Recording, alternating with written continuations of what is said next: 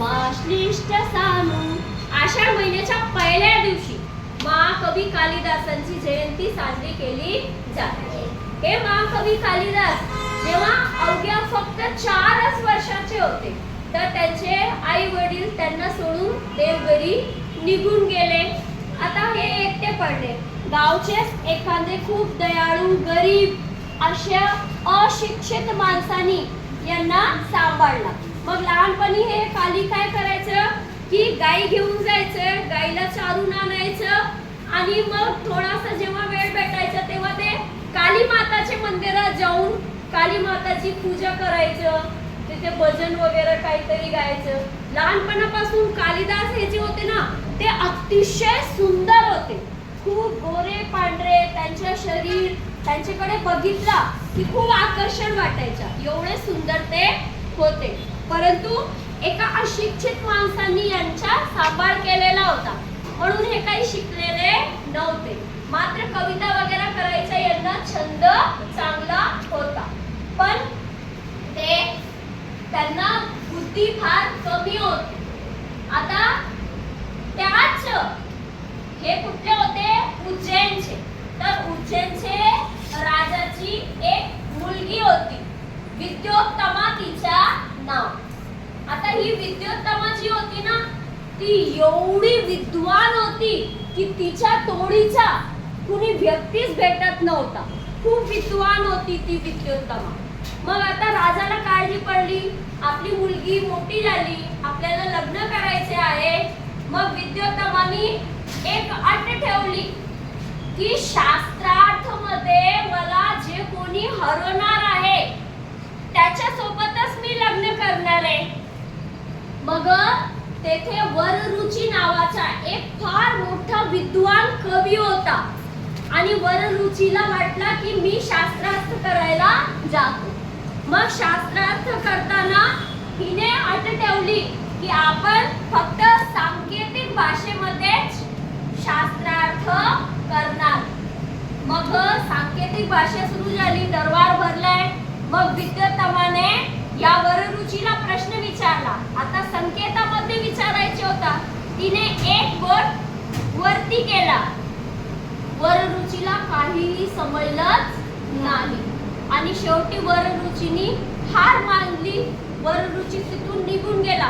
परंतु वररुचीला खूप अपमानास्पद वाटलं हे की अरे माझा फार अपमान झालाय, ही मुलगी फार गर्विष्ठ आहे आणि हिचं गर्व आपण तोडायला पाहिजे.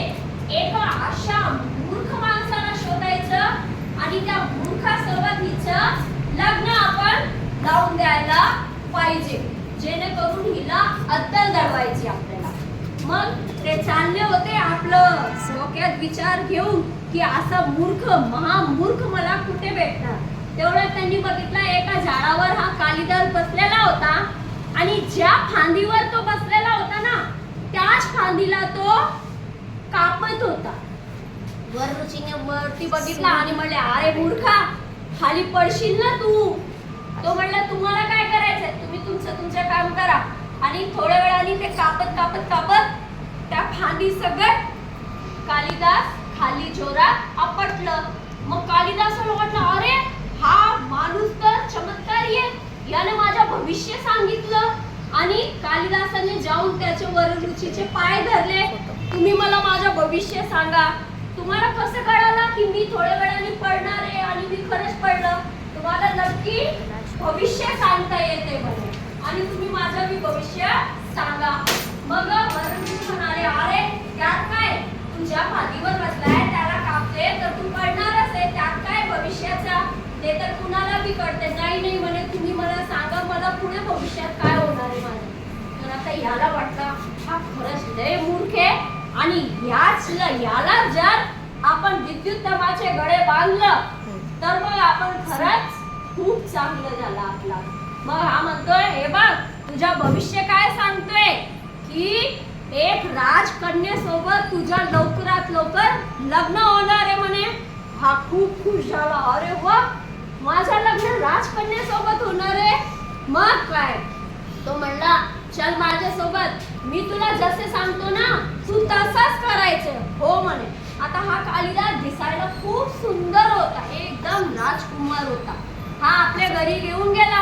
याला राजकुमार सारखे छान कपडे नेसवले आणि कपडे नेसवून तो आपलं त्याला घेऊन चाललाय आता राज दरबारामध्ये.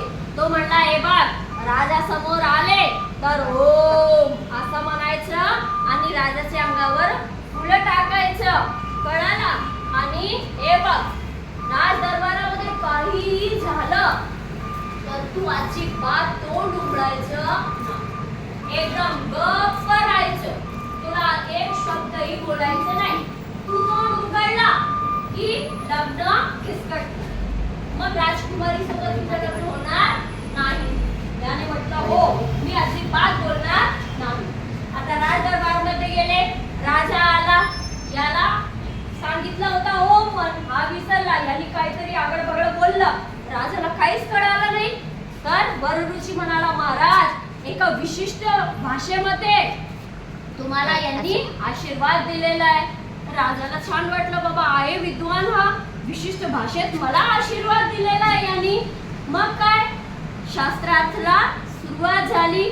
आता जी राजकन्या होती ती राजकन्या नी असे एक बोट केला. आता एक बोट केल्याबरोबर या कालिदासाने काय केला, 2 बोट दाखवले. मग राजकन्याला फार आवडला.